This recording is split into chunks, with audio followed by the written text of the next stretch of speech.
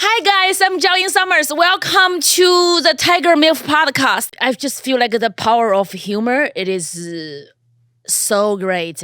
I felt that if Hillary had 1% of Bill Clinton's humor, she will be the president. There's no doubt. Yes, but you know what?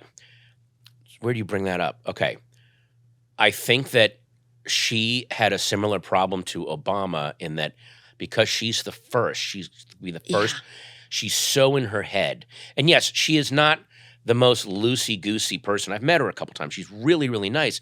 But because she is this, I'm the first one around the track, I've got to double and triple think everything because everyone's going to jump on my shit. If I make a mistake, you know, a guy can make a mistake and go, yeah, I fucked up, blah. And if she does, it's emblematic of all women and like having that shit on your head. Yeah. And it was the same thing with Obama. And there was something really illustrative.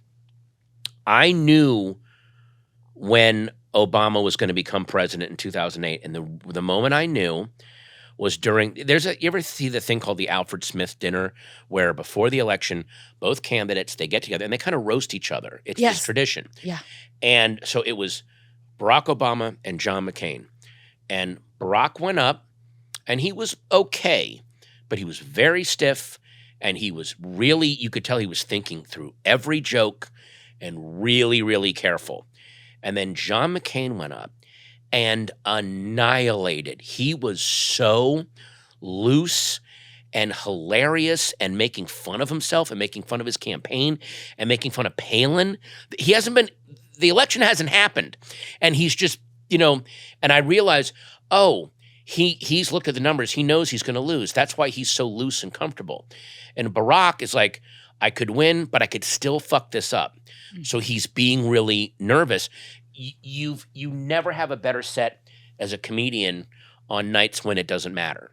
Like when you go up and they're like, the Conan people are looking at you, the Netflix people are here, whatever, or if there's somebody famous in the room that you want to impress, you think everything way too much. But if it's a random Tuesday night and maybe the crowd isn't even that good and you just go up and you're just really loose with how maybe it's not that great and you end up having this amazing set because there was nothing at stake. Yeah.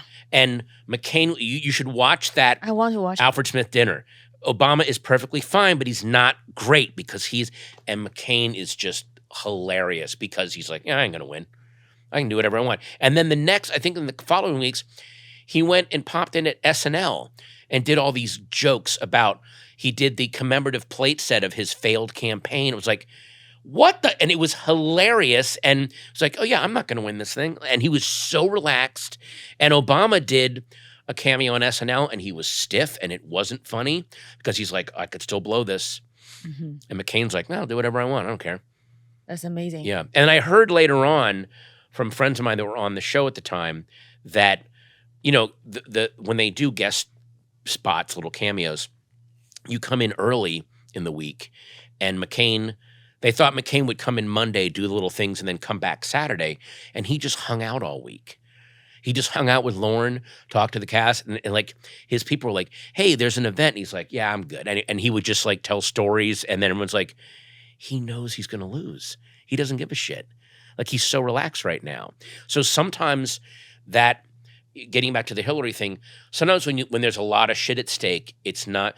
I cannot tell you the times when I've shot a special and I would have killed to have used a set that I did 2 months earlier in preparing for it where it didn't matter and everything just clicked. I'm like, why wasn't that the night that I was taping? Because the night that you're taping, you're very aware, you've got the 2 shots, and you overthink stuff.